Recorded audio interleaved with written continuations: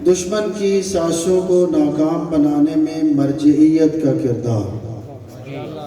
اس میں تو کوئی شک نہیں ہے کہ دین الہی جو انسان کی سعادت اور خوشبختی کا ضامن ہے اور انسان کو دنیا و آخرت میں کامیاب و کامران بناتا ہے، اس کے دشمن بھی موجود ہیں، اور روز ازل سے قسم خوردہ دشمن ابلیس بھی موجود ہے، اور پھر انسانی شکل میں اور جنوں کی شکل میں اس کے چیلے بھی انسان کو گمراہ کرنے کے لیے موجود ہیں۔ دیکھنا یہ ہے کہ خداوند متعال نے ان دشمنوں کو ناکام و نامراد بنانے کے لیے ہمیں کون سا نظام عطا کیا ہے۔ مرجعیت، ہم کہتے ہیں مرجع تقلید، عربی زبان کا لفظ ہے مرجع، جس کی طرف رجوع کیا جائے۔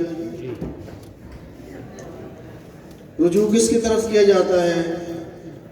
جس کے پاس علم۔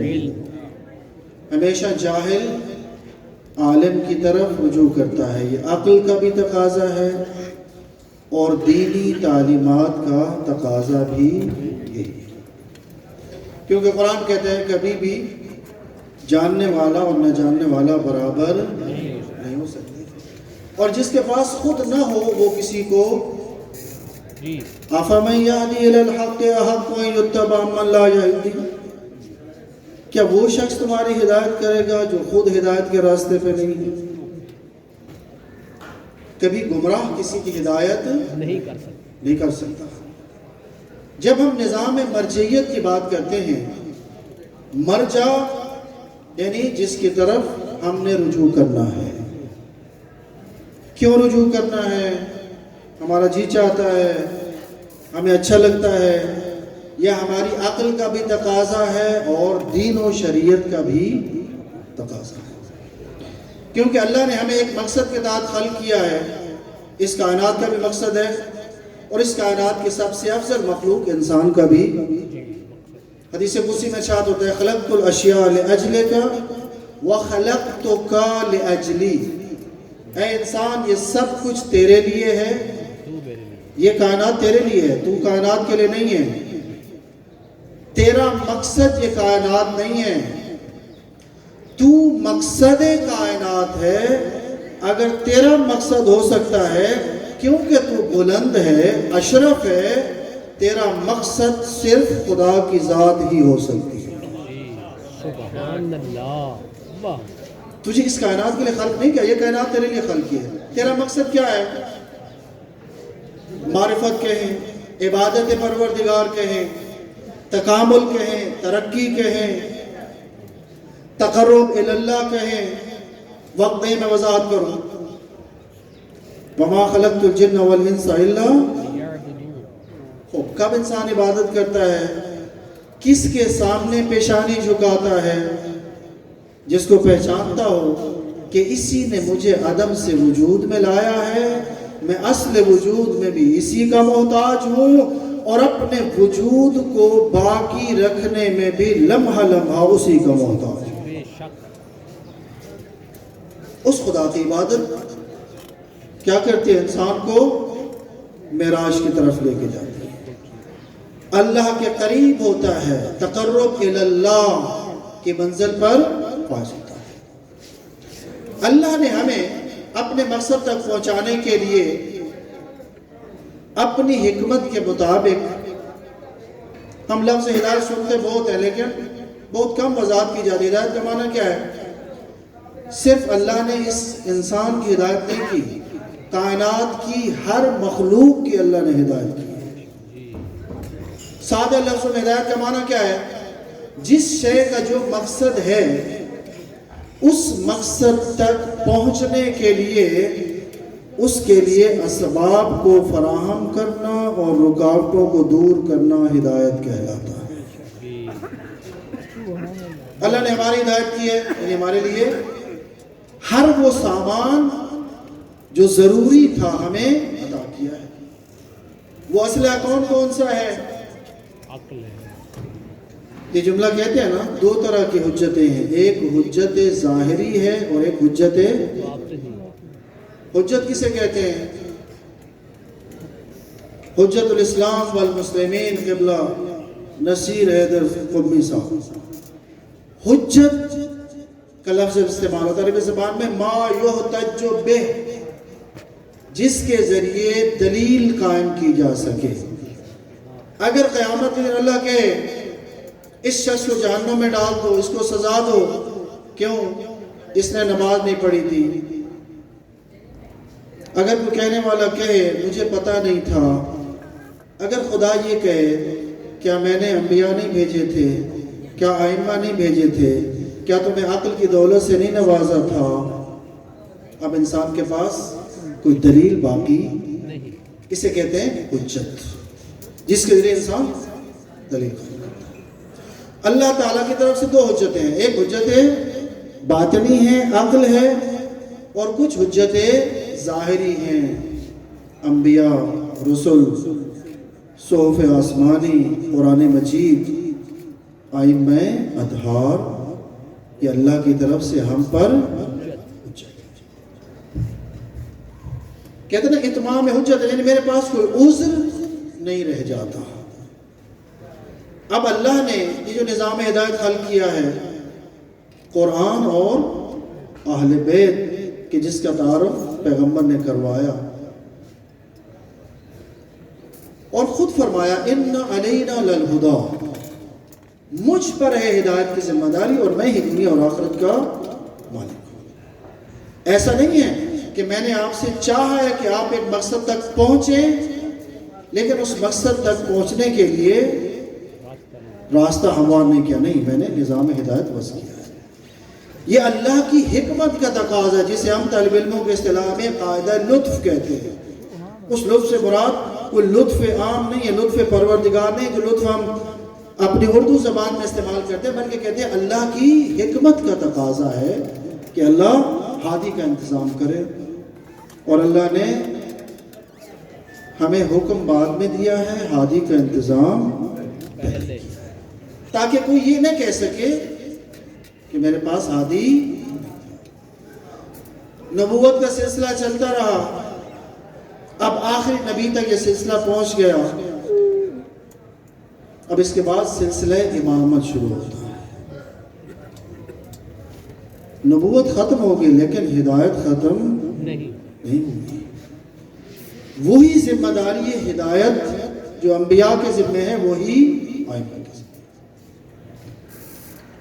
ائمہ اطہار نے انسانیت کی ہدایت کی ذمہ داری کو نبھایا۔ اب اللہ کی حکمتوں کا تقاضا یہ تھا، ایک وقت ایسا آیا کہ حالات اس نہج تک پہنچ گئے کہ امام اور لوگوں کا رابطہ کم ہو گیا، جسے ہم غیبت صغریٰ کہتے ہیں۔ اب نائبین خاص تھے جن کے ذریعے لوگ امام تک اپنی بات پہنچاتے تھے، اپنے سوالوں کے جواب دیتے تھے، لیکن حالات مزید سخت تر ہوئے اور امام مشیت الہی کے مطابق غیبت کبریٰ کا مرحلہ آ گیا۔ اب ظاہری طور پر انسانیت کا رابطہ حجت خدا کے ساتھ کم رنگ ہو گیا، کم ہو گیا، لیکن کیا اس دور کے لوگوں کو ہدایت کی ضرورت نہیں ہے؟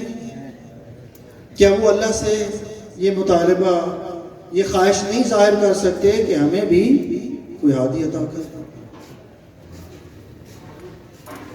ائمہ اطہار نے اپنی زندگی میں، ہم جو عام طور پر حدیث سنتے ہیں آخری ائمہ سے، کہ انہوں نے یہ حدیث ارشاد فرمائی کہ زمانہ غیبت میں آپ نے فقہا اور روات حدیث کی طرف رجوع کرنا ہے، جیسے اما الحوادث الواقعہ فرجعوا فیہا الی روات احادیث ہے نا،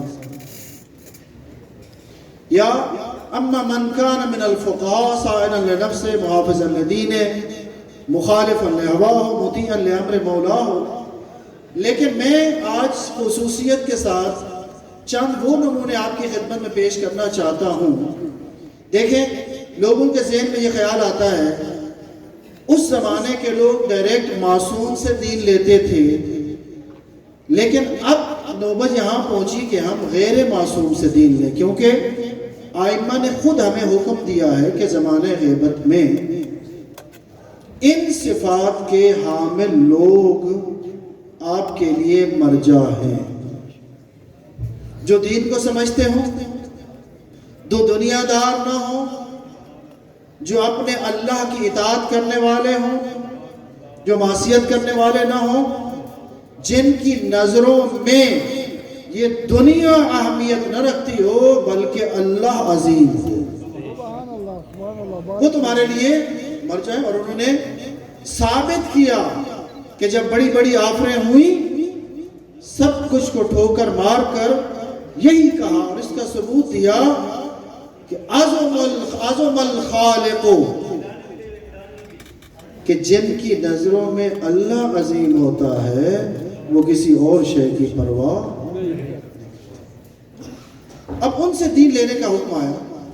کیا فقط آخری آئمہ نے ہمیں حکم دیا ہے؟ کیا فقط امام زمانہ کی ایک حدیث ہے؟ کیا فقط امام نقی علیہ السلام کی ایک حدیث ہے کہ ان کی طرف رجوع کرو؟ نہیں، آئمہ نے اپنی زندگی میں، پوری توجہ چاہتا ہوں، امام معصوم موجود ہیں. لوگ آتے ہیں مسئلہ پوچھنے کے لیے،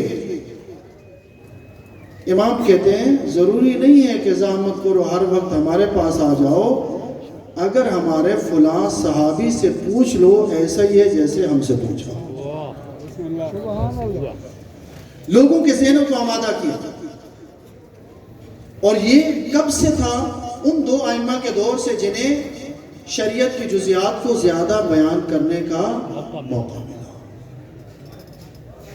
کبھی محمد ابن مسلم ثقفی، کبھی زرارت ابن اعین سن کوفی، کبھی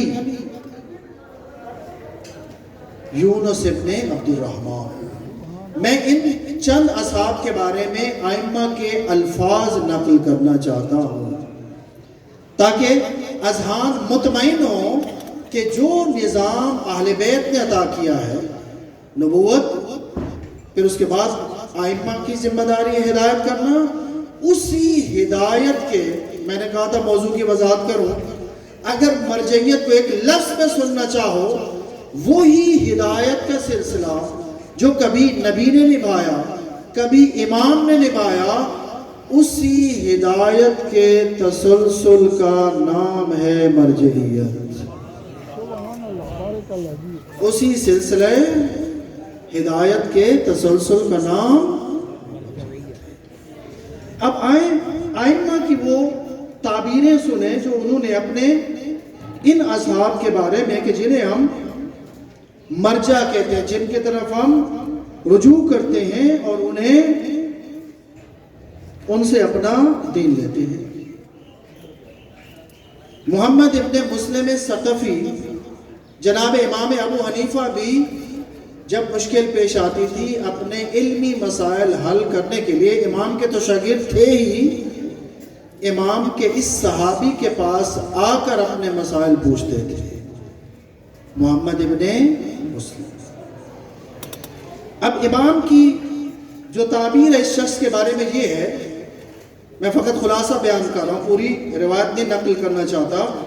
فرماتے ہیں محمد ابن مسلم میرے والد کے مذہب کے محافظ ہیں. صادق آل محمد کہہ رہے ہیں، میرے بابا کے مکتب کے محافظ ہیں اور اس مذہب کو زندہ رکھنے والے ہیں اور اللہ کے دین کے محافظ ہیں. اور پھر جو جملہ حضرت ارشاد فرماتے ہیں ما کان احد من الشیعۃ افقہ من محمد ابن مسلم. کوئی بھی شیعہ اب تک محمد ابن مسلم سے زیادہ دین کو نہیں سمجھا. افقہ افعل تفضیل کا صیغہ ہے، یعنی سب سے زیادہ دین اگر سمجھتا ہے تو محمد ابن مسلم۔ تبھی جب خبر ملتی ہے، میں نے سنا ہے آپ مسجد میں بیٹھ کے لوگوں کو فتویٰ دیتے ہیں، کہا جی مولا، امام فرماتے ہیں مجھے یہ بات پسند ہے کہ لوگ تیرے پاس آئیں اور تو انہیں دین کے مسائل بیان کرے۔ خود امام معصوم موجود ہیں اور لوگوں کو کہہ رہے ہیں کہ جاؤ محمد ابن مسلم سے اپنے مسائل پوچھو۔ یا جابر ابن یزید جوفی کہ جس کے بارے میں 5ویں امام کی یہ تعبیر ہے، اہل بیت کے پوشیدہ رازوں کے محرم راز اور محرم اسرار ہیں۔ ہم اہل بیت کے وہ پنہاں راز جو کسی کو ہم نہیں بتاتے، اگر ہم اس کا اہل کسی کو سمجھتے ہیں تو وہ جابر ابن یزید جوفی کو سمجھتے ہیں۔ اور پھر فرمایا، چھٹے امام نے فرمایا، جابر کا مقام میرے لیے ایسے ہے جیسے رسول اللہ کے لیے سلمان فارسی کا مقام تھا، جو حیثیت اس کو حاصل کی ہوئی۔ اور ناموں میں ایک نام زرارت ابن آیون، میں ترتیب کے مطابق 2 نام آخر میں بیان کروں گا۔ زرارت ابن آیون شیبانی سنسن کوفی، چھٹے امام نے اپنا بزرگ صحابی قرار دیا ہے۔ اور تعبیر دیکھیں، معصوم کی تعبیر ہے، کسی مولانا صاحب کے جملے نہیں ہیں کہ بعض اوقات ہم جوش میں آ کر کچھ کہہ جاتے ہیں، مبالغہ کرتے ہیں، نہیں، معصوم امام جس کے بارے میں کہتے ہیں، یہ ہے نا کہ یہ زمین پانی کے اوپر ہے اور اس زمین کو قابو کرنے کے لیے اللہ نے میخوں کا انتظام کیا ہے اور وہ ہے پہاڑ۔ چھٹے امام فرماتے ہیں زرارہ کے بارے میں کہ زرارہ اس زمین پر جو میخیں ہیں جس کی وجہ سے اس زمین میں اضطراب نہیں آتا، ٹھہراؤ آتا ہے، زرارہ ان میخوں میں سے ایک میخ ہے۔ عقیدتی اضطراب کو روکنے کے لیے، پریشانیوں کو روکنے کے لیے اور اطمینان اور سکون اور ٹھہراؤ کے لیے وسیلہ ہے میزاب۔ پھر فرمایا دین کا علم ہے، علم کہتے ہیں نشانی، یہ دین کا پرچم ہے، دین کی علامت ہے اور دین کے محافظ ہیں اور شریعت کے حلال و حرام کی حفاظت کرنے والے ہیں۔ پھر فرمایا جو جنتیوں کی لسٹ ہے اس میں تیرا نام الف کے بغیر ہے، زرارہ میں الف آتی ہے، امام کہہ رہے ہیں جنتیوں کی لسٹ میں جو تیرا نام ہے وہ الف کے، نام کیا تھا؟ عبد ربہ، لقب ہے زرارہ۔ فرمایا کہ جنت والوں کے لسٹ میں جو نام ہے وہ ہے عبد ربہ، جو کنفرم جنتی ہیں۔ اور پھر فرمایا کہ آپ ہمارے دین کے محافظ ہیں۔ جو لوگ قم تشریف لے گئے ہیں، حرم حضرت معصومہ کے سامنے ایک چھوٹا سا قبرستان ہے جس کے اطراف میں بازار ہے، جسے قبرستان شیخین کہا جاتا ہے۔ وہاں پر ایک قبر ہے، اگر جائیں وہاں پر آج بھی 8ویں امام کا یہ جملہ لکھا ہوا ہے۔ اس صاحب قبر کا نام ہے زکریا ابن آدم قمی۔ زکریا قوم کو چھوڑ کے جانا چاہتے تھے، 8ویں امام نے فرمایا اے زکریا یہ ارادہ ترک کر دو، قوم کو چھوڑ کے نہ جانا۔ کیوں؟ جس طرح بغداد والوں سے مصیبتیں ٹلتی ہیں، میرے والد امام موسیٰ کاظم کے وجود کے صدقے میں، اسی طرح اللہ بلائیں ٹالتا ہے، مصیبتیں دور کرتا ہے قوم والوں سے تیرے وجود کے صدقے میں۔ تیرے وجود کے صدقے میں خدا مصیبتیں اور بلائیں۔ یہ وہ ہستیاں ہیں کہ جن کو ہم مرجع مانتے ہیں، جن سے اپنا دین لیتے ہیں، اگرچہ معصوم نہیں ہیں لیکن کردار ایسا ہے کہ معصوم کے کردار کی جھلک نظر آتی ہے۔ اور ناموں میں ایک نام یونس ابن عبد الرحمن، جو کئی اماموں کے صحابی ہیں.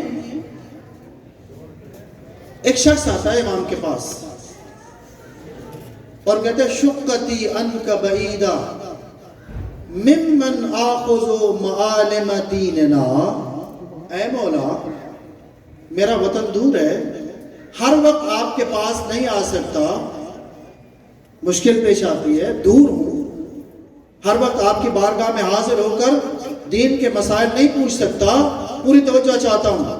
جو ائمہ کے کلام سے لطف اندوز ہونے کے لیے آئے ہیں اور اپنے قلوب کو منور کرنے کے لیے آئے ہیں. امام فرماتے ہیں خذ من یونس ابن عبد الرحمن فإنه مأمون على الدنیا والآخرہ. اے شخص پرواہ نہ کرو، اگر میرے پاس نہیں پہنچ سکتے کوئی حرج نہیں ہے. میرا ایک سچا صحابی یونس ابن عبد الرحمن ہے، اس کے پاس چلے جاؤ، آنکھیں بند کر کے پورے اعتماد سے اس سے دین لو. وہ دنیا میں بھی ہمارا قابل اعتماد ہے، آخرت میں بھی قابل اعتماد ہے. سبحان واہ دنیا میں بھی ہمارا قابل اعتماد ہے اور آخرت میں بھی. کیا اس سے بڑی تعبیر کوئی ہو سکے؟ میری نظروں میں نہیں ہے. اہل مطالعہ تشریف فرمائیں کہ امام یہ کہتے ہوئے نظر آئیں اگر تمہیں شک ہوتا ہے کہ تم غیر معصوم سے دین لے رہے ہو، امام یہ تعبیر استعمال کریں کہ ما یقول انی، تم کیا سمجھتے ہو یہ اپنی مرضی سے دین بیان کرتا ہے؟ نہیں، یہ جو کچھ کہتا ہے ہماری طرف سے کہتا ہے. اس کا حکم ہمارا حکم ہے اور ہمارا حکم، اور اسے رد کرنے والا ہماری بات کو رد کرتا ہے، اور جو ہماری بات کو رد کرے وہ اس نے. ابو ہاشم جعفری ناقل ہے کہ میں نے یونس ابن عبد الرحمن کی کتاب یوم و لیلہ کے نام سے تھی، یہ 11ویں امام کی خدمت میں پیش کی. امام نے لفظ بلفظ اس کتاب کو پڑھا اور اس کتاب کے پڑھنے کے بعد جو 11ویں امام نے الفاظ ارشاد فرمائے، فرماتے جو کچھ اس کتاب میں ہے یہ وہی ہے جو میرا اور جو میرے آباء و اجداد کا دین ہے. اس میں وہی کچھ آیا ہے جو ہمارا دین ہے. پھر فرمایا یہ ساری کتاب حق ہے، حق و حقیقت پر مبنی ہے. اور پھر دعا دی، فرمایا خدا ہر لفظ کے بدلے میں قیامت کے دن اسے نور عطا کرے، کیونکہ اس نے ان الفاظ کے ذریعے لوگوں کے دلوں کو منور کیا ہے. اللہ تعالیٰ قیامت کے دن انہیں ہر لفظ کے بدلے میں نور عطا فرمائے. یہ وہ ہیں ہستیاں جن کے میں نے چند نمونے آپ کی خدمت میں ارشاد فرمائے. تبھی اہل بیت کے یہ الفاظ ملتے ہیں. فرمایا کہ ہمارے علماء سرحدوں کے محافظ ہیں. کیا کرتے ہیں کہ جن کے پیچھے ابلیس بیٹھا ہے، ابلیس کے چیلے بیٹھے ہیں، یہ کیا کرتے ہیں؟ یمنعونہم عن الخروج علی ضعفاء شیعتنا، یہ رکاوٹ بنتے ہیں کہ یہ شیطان اور شیطان کے چیلے ہمارے کمزور شیعوں پر حملہ آور نہ ہوں. بڑی ہمارے شیعوں کی حفاظت کرتے ہیں. اگر یہ نہ ہوتے یہ لوگ حملہ آور خروج کرتے، قیام کرتے ان کے خلاف، اور انہیں.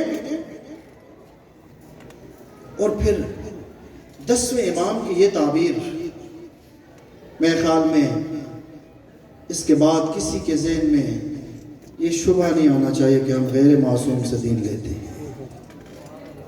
فرمایا لولا یبقى بعد غیبت قائمکم یا قائمنا، دو طرح کے لفظ نقل ہوئے ہیں، من العلماء الدائین الیہ والدالین علیہ والذابین عن دینہ بحجج اللہ والمنقذین لضعفاء عباد اللہ من شباک ابلیس. فرماتے اگر نہ ہوتے یہ علماء جن کے امام نے 4 صفتیں بیان کی ہیں، 10ویں امام کہہ رہے ہیں اگر ہمارے 12ویں کی غیبت کے بعد نہ ہوتے یہ علماء کون سے؟ الداعین الیہ، جو اسی امام کی طرف دعوت دیتے ہیں، والدالین علیہ، جو لوگوں کے عقائد کی درستی کرتے ہیں، انہیں کہتے ہیں کہ اپنے عقیدہ مہدویت کو ٹھیک کرو اور اس امید کے ساتھ زندہ رہو کہ ایک دن آئے گا اس ظلم و ناانصافی کا خاتمہ ہوگا اور کائنات پر عدل کا پرچم لہرائے گا۔ وَالذَّابِينَ عَنْ دِينِهِ بِحُجَجِهِ، اور جو اس 12ویں کے دین سے دین کی حفاظت کرتے ہیں اللہ کی حجتوں کے ذریعے، دلیلوں کے ذریعے آتے ہیں اور اس دین کی حفاظت کرتے ہیں۔ یقین رکھیں یہ دین بے وارث نہیں ہے مکتب۔ جب کسی عالم دین کے سامنے ایک مسئلہ آیا جہاں پر تشیع کی آبرو کا مسئلہ تھا، جاتا ہے معصوم امام کے حرم میں اور مہلت مانگی تھی کہ 3 دن میں ہم اس بات کا جواب دیں گے، تیسرا دن ابھی نہیں آیا تھا، امام نے ہدایت اور رہنمائی فرمائی، جواب ملا، لیکن دل میں خیال آیا کہ امام تو کریم ہوتے ہیں، 3 دن انتظار کیوں کروایا؟ سنو گے کیا جواب آیا امام کی طرف سے؟ امام نے کہا ہم نے تو نہیں کہا تھا کہ 3 دن مہلت مانگو، اگر تم 1 دن مہلت مانگتے ہم 1 دن میں تمہاری رہنمائی کرتے۔ سبحان اللہ بارک اللہ جیو۔ تمہارا جتنا اعتقاد پختہ ہوگا کہ ہم تمہاری مدد کرنے والے ہیں، ہم تمہاری، اور پھر فرمایا بل، چوتھی صفت بیان کی، بل منقذین لضعفاء عباد اللہ من شباک ابلیس۔ شباک جال کو کہتے ہیں، شبکا کیا کرنے والے ہیں؟ منقذین، منقذ کہتے ہیں نجات دلانے والا، ڈوبتے کو بچانا، جو شیعوں کو ابلیس اور شیطان کے جال سے رہا کرنے والے ہیں شیطان انسان کی شکل میں اور جنوں کی شکل میں بھی، جو آ کر اپنا مال پیش کرتے ہیں، لوگوں کو گمراہ کرتے ہیں۔ امام فرماتے ہیں اگر ایسا نہ ہو، اگر یہ علماء ہوتے جن کی 4 صفتیں ہیں، لما بقی احد الا ارتد، تم میں سے کوئی باقی نہ رہتا بلکہ سارے کے سارے دین سے منحرف ہو جاتے۔ اگر تم دین پر باقی ہو، دین سے منحرف نہیں ہوئے، انہی علماء کی محنتوں کا نتیجہ ہے۔ اور اس امام کے جس کے ہم رعایا ہے، ہمارے وقت کے امام ہیں، فرماتے یہ نہ سمجھا کرو کہ ہم تمہاری حفاظت نہیں کرتے، اِنَّا نُحِيطُ عِلْمًا بِأَنبَائِكُمْ اِنَّا غَيْرُ مُهْمِلِينَ لِمُرَاعَاتِكُمْ وَلَا نَاسِينَ لِذِكْرِكُمْ۔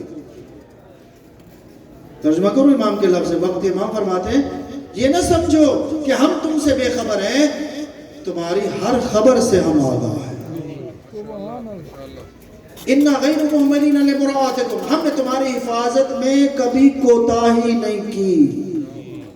لفظوں کا ترجمہ کر رہا ہوں، کوئی باپ آئے آزاد ترجمہ نہیں کر رہا، مراعاتکم، اِنَّا غَيْرُ مُهْمِلِينَ، ہم نے کبھی سستی نہیں کی، کوتاہی نہیں کی تمہاری حفاظت میں، ہم نے ہمیشہ تمہاری حفاظت کی ہے۔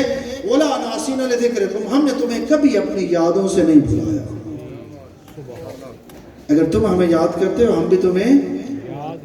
امام قنوت کے لیے ہاتھ اٹھاتے ہیں نا، ہیں کچھ ایسے خوش نصیب جن کا نام لے کر ان کے حق میں دعا کرو۔ دعا کرتا ہوں کہ جو یوسف زہرا کے ہاتھ قنوت کے لیے اٹھے ہیں، آج کے قنوت میں ان مومنین کے لیے دعا کریں جو دین کی محبت میں یہاں جمع ہوئے ہیں۔ آمین یا رب۔ فرماتے ہم کبھی کوتاہی نہیں کرتے۔ اگر ایسا نہ ہوتا، اگر ہماری نظر کرم نہ ہوتی، اگر یہ علماء تمہارے دین کی حفاظت کرنے والے نہ ہوتے، لَنَزَلَ بِكُمُ الْبَلَاءُ وَاسْتَلَمَكُمُ الْأَعْدَاءُ، تمہارے اوپر بلائیں نازل ہوتی اور تمہیں دشمن صفحہ ہستی سے مٹا دیتا۔ اگر آج تم باقی ہو، تشیع باقی ہے، یہ امام زمانہ کی نظر عنایت ہے اور ان مراجع کی محنتوں کا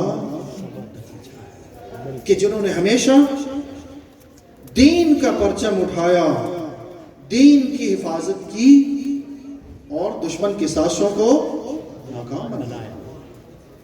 ایک جملے کے ذریعے، وقت نہیں ہے میں زیادہ نمونے آپ کی خدمت میں پیش کروں۔ آغا مرتضیٰ پویا کو بہت سے لوگ جانتے ہوں گے، انہوں نے ایک اہل سنت عالم دین کو ایک جملہ کہا تھا۔ ہمارے کچھ نادان اور نافہم لوگوں نے کچھ ایسی غیر ذمہ دارانہ باتیں کی تھی کہ جس کے جواب میں اس صاحب نے 40 گھنٹے تشیع کے خلاف تقاریر کی۔ آغا مرتضیٰ پویا نے ایک جملہ کہا، ان کے کسی چاہنے والے کو کہا کہ دیکھیں ہمارے مراجع کی عظمت دیکھیں، جو کام اس مولانا صاحب نے جس کے لیے 40 گھنٹے صرف کیے پھر بھی کامیاب نہیں ہوا۔ آئیں نجف کی طرف دیکھیں، آئیں ایران کی طرف دیکھیں، آیت اللہ العظمیٰ سید علی سیستانی اور آیت اللہ العظمیٰ سید علی خامنائی نے ایک جملہ کہا، وہ کام جو 40 گھنٹے میں نہیں ہو سکا تھا ایک جملے کے ذریعے ہو گیا۔ وہ کیا تھا؟ ہمارے مراجع نے کہا اہل سنت کے مقدسات کی توہین حرام ہے۔ ایک جملہ کہا، آپ کو تقریر کرنے کی ضرورت نہیں تھی، گھنٹے صرف کرنے کی ضرورت نہیں تھی۔ وہ دشمن جو چاہتا تھا شیعہ اور سنی کے درمیان لڑائی کروائے اور اپنے مفاد حاصل کرے، اگر اس کے ارادوں کو ناکام بنایا ہے تو ان مراجع کی بصیرت نے اور اس کے لیے انہیں کوئی تقریر کرنے کی ضرورت نہیں ہوتی، وہ ایک جملہ کہتے ہیں، لوگ ان کی پیروی کرتے ہیں۔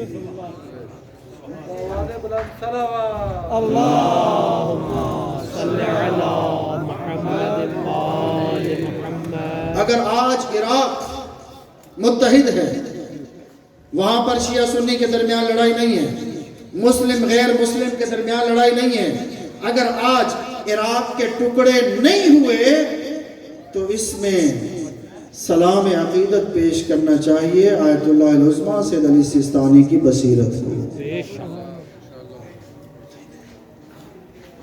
برطانیہ کی سازشیں ہیں، سنا ہوگا نام آپ نے، آیت اللہ مرزا حسن شیرازی،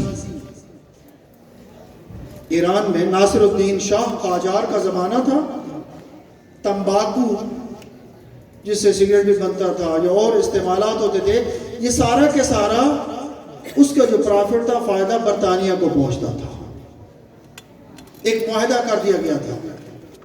اس عالم دین نے ایک جملہ کہا، وہ بوڑھا استعمار اپنے ارادوں میں ناکام ہو گیا۔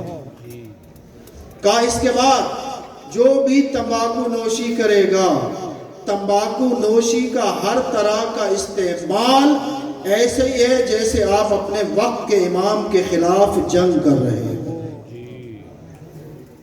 ایک جملہ کہنا تھا، لوگوں نے مرجع تقلید کے حکم کو مانا، اسے اپنے لیے حرام، وہاں تبصرے نہیں کیے، کل تو حلال تھا آج حرام ہو گیا، نہیں، یہ مرجع تقلید جانتا ہے کہ کل اس کا حکم کیا تھا، آج اس کا حکم کیا تھا، اگر آج اس کو حرام کرنے میں دین کی مصلحت ہے، یہ حکم ثانوی کے تحت حرام کیا۔ اور جب شہنشاہ ایران نے کہا کہ آج کوئی مرد عورت باہر نہیں آئے گا، وہاں پر مرجعیت نے حکم دیا آج سب کے لیے باہر آنا واجب ہے۔ وہ پیش خیمہ بنا ایک جملہ کہ شہنشاہ ایران اپنے ارادوں میں ناکام۔ یہ ہے مرجعیت کی طاقت۔ لیکن مرجعیت تب کامیاب ہے اگر امام علی جیسا امام ہو، لیکن لوگ ساتھ نہ دیں، صرف زبانی دعوے تو نہیں. ائمہ اطہار کی سب سے بڑی مظلومیت یہی تھی کہ دعویٰ کرنے والے تو بہت تھے لیکن عمل کرنے والے کم تھے. آج ہم لوگوں کی باتوں میں آ جاتے ہیں، فلاں نے یہ کہا ہے، فلاں نے یہ کہا ہے. کیا ائمہ نے ہمیں ضابطہ نہیں دیا؟ میں حسن اختتام کے طور پر 3 احادیث ایک ہی امام سے ایک موضوع پر عرض کرنا چاہتا ہوں جو آج کا کرنٹ ایشو ہے. آج ہم کہتے ہیں اختلافات ہیں ہمارے درمیان، کوئی کچھ کہتا ہے کوئی کچھ کہتا ہے. امام نے اختلاف کی وجہ بھی بیان کی ہے اور اختلاف کا علاج بھی بیان کیا ہے. جو سننے کے لیے تیار ہے ایک سوال پڑھے باواز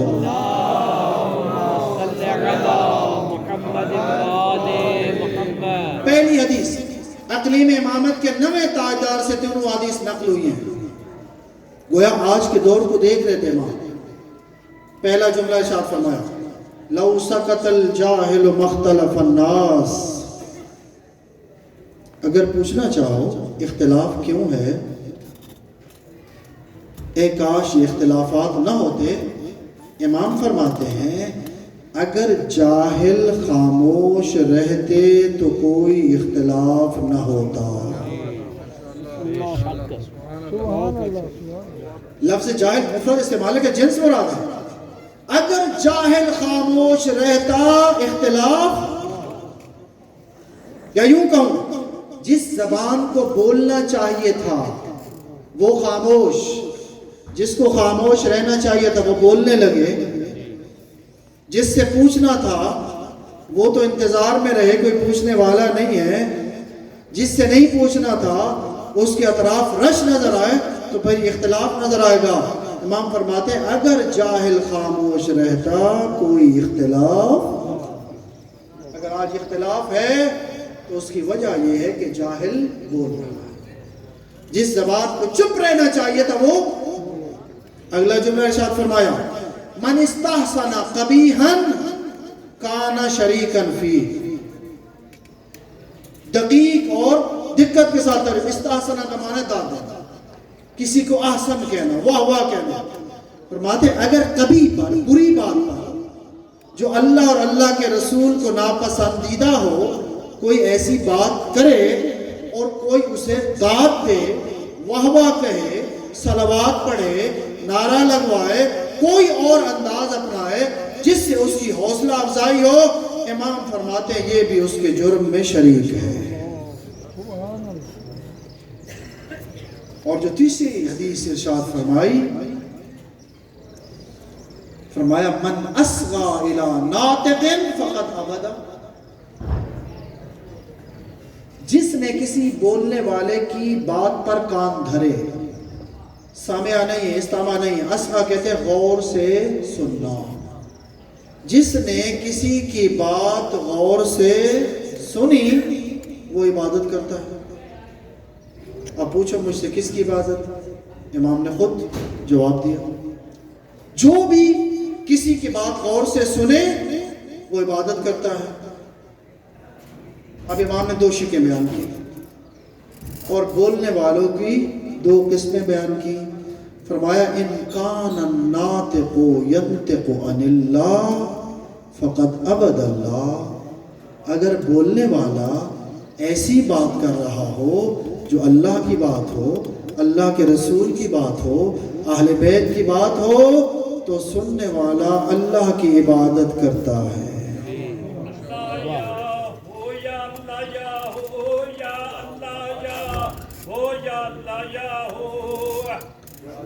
آواز بلند صلوات پڑھیے. صلی علی محمد و آل محمد. اس طرح نہیں، بلند تر صلوات پڑھیے. صلی علی محمد و آل محمد. وَإِنْ كَانَ النَّاطِقُ يَنْطِقُ عَنْ إِبْلِيسِ. توجہ میری طرف رکھیے. جی بسم اللہ. ترجمہ آپ کو سمجھ آ گیا ہے. اگر بولنے والا ابلیس کی ترجمانی کرے، ان کان الناطق ینطق عن ابلیس،